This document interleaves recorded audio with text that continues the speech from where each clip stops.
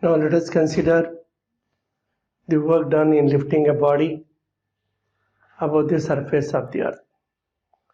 All of us know that if a body of mass m is lifted slowly from the surface of the earth to a height h, the work done is equal to mgh.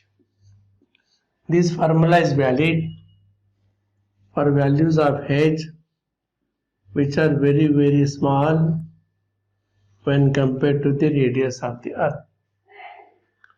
But for large heights, this formula does not work. To find the work done in lifting a body from the surface of the earth to any height can be obtained by applying the law of work energy theorem. According to this, the change in potential and kinetic energies is equal to the work done. If a body is moved very slowly, such that there is no change in kinetic energy, then the work done is the change in potential energy itself. We also know that the potential energy, gravitational potential energy of two bodies of masses m1 and m2 separated by a distance r is given as minus g m1 m2 by r.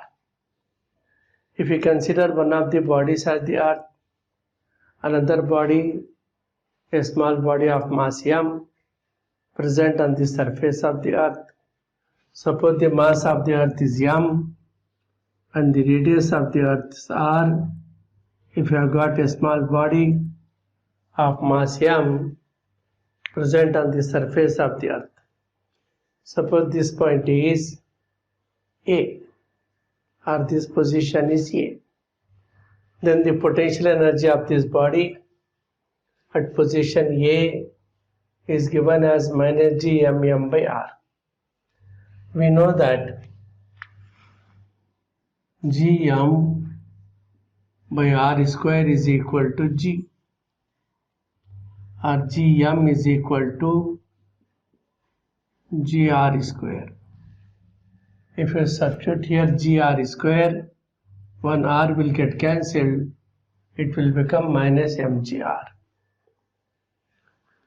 Now let us consider a point B at a height h equals to r above the surface of the earth. Then its distance from the center of the earth is 2r. The potential energy at B is minus g mm by 2r. That's equal to minus small mg by mgr by 2.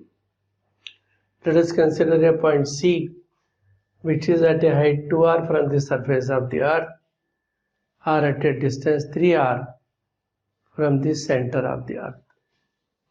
Then UC is equal to minus g mm by 3r or minus mgr by 3.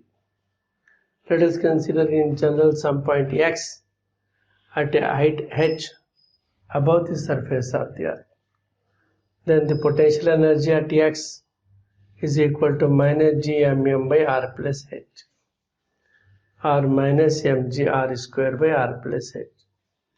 If we consider a point at infinity, then the potential energy will be minus g mm by something infinity, that's equal to 0. By definition also we know that if a body is present at infinite distance from the earth, the gravitational force is 0, its potential energy is also 0. Now let us find the works done in lifting a body from A to B, A to C, B to C, and so on. The work done in lifting a body from A to B is potential energy at B minus potential energy at A. So this minus this will give g mm by 2r that's equal to mgr by 2. The work done in lifting a body from A to C is UC minus UA, that's equal to 2/3 GMM by R, or 2/3 mgr. The work done in lifting a body from B to C is UC minus UB, UC minus UB, that is this minus this, that will give you 1/6 GMM by R, or 1/6 mgr. The work done in lifting a body to any height h, that is to a point x, that is ux minus ua. On substituting and simplifying, you will get it as gmm 1 by h by r into r plus h, or in long form, it expanded form, that is g m by r minus g m by r plus h. So gmm common we can take, bracket 1 by r minus 1 by r plus h, that's equal to LCM is r into r plus h minus r, that's equal to h.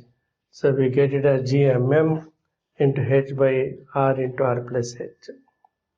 This gm can be replaced by gr square, and substituting that r and this r will get cancelled.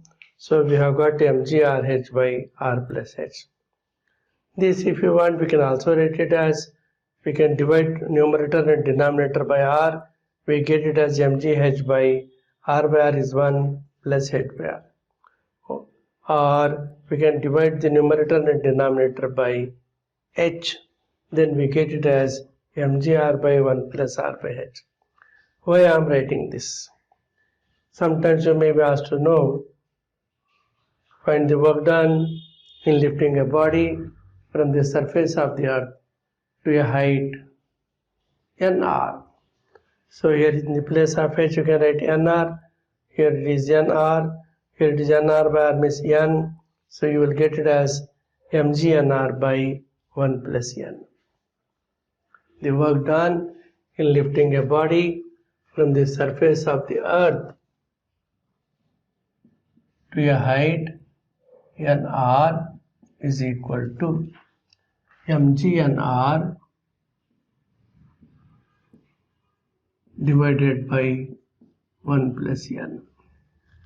One more thing here, the potential energy of a body at a height nr above the surface of the earth. Then how you will write it as?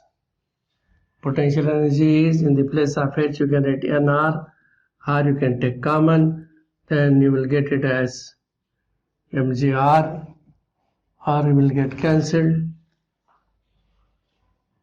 mgr by n plus 1. Whereas here it is mgnr by 1 plus n. Work done is mgnr by 1 plus n, whereas the potential energy at the point which is at a height equal to nr, you will get it as h is nr, or you can take common n plus 1, this r and this r will get cancelled, you will have mgr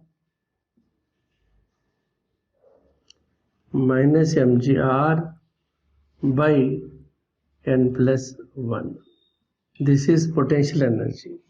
This is work done. What is the difference between these two? Here you have got mg n r by 1 plus n. Here you have got minus mg. There is no n here by n plus 1.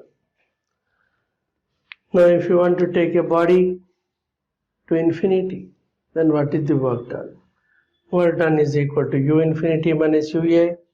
U infinity is 0 minus ua. Minus of minus means plus. That is gmm by r. This can also be written as mgr. That means if you want to take a body to an infinite height, how much work we have to do? We have to do a work equal to not infinite work. If you want to take a body of mass m to an infinite height, the work done is not infinity, it is equal to mgr. If g is equal to 10 meter per second square and r is equal to 6.6400 kilometer, suppose g is equal to 10 and r is equal to 6400 kilometer, that can also be written as 6.4 into 10 to the power of 6 meter. Then the work done in taking a body of mass 1 kg to an infinite height is given as 1 into 10 into 6.4 into 10 to the power of 6, that is 6.4 into 10 to the power of 7 joule. Suppose any other mass is given, you multiply this with that mass, you will get the work done to take a body from the surface of the earth to an infinite height. Or it may also be asked how much, with what kinetic energy a body should be projected so that it escapes. When a body escapes, when it rises to an infinite height. At infinite height, the energy of the body becomes zero. What energy becomes zero? Potential energy becomes zero. So if a body can rise up to that height, it won't be coming back, because at infinite height, the gravitational force is also zero, potential energy is also zero, the body will not come back. So we can say that it will escape. So with what kinetic energy a body should be thrown, a body of mass should be thrown so that it can rise up to an infinite height? The answer is mgr. If m is given, whatever kg it is given, multiply that with 6.4 into 10 to the power of 7. You will get answer in joules. Similarly, it may be given like this also. A body of 1 kg is dropped from an infinite height. With what kinetic energy it will reach the earth? It will reach the earth with what kinetic energy? That is equal to mgr. M is 1 kg into gr, that is 6.4 into 10 to the power of 7 joules. Sometimes it may be given like this also. A body is dropped from a height to r.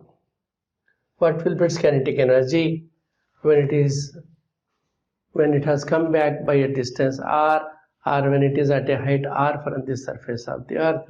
Then you consider the potential energies, take the difference that we have already done here, C to B. The work done in going from B to C is the same thing we get when a body is dropped from C to B. It is 1 by 6 mgr. So like this, the work done in throwing a body up you can get, or the loss in kinetic energy you can get, or when a body is falling down, the gain in kinetic energy also you can find. The gain in kinetic energy is nothing but loss in potential energy, or the loss in kinetic energy is nothing but gain in potential energy.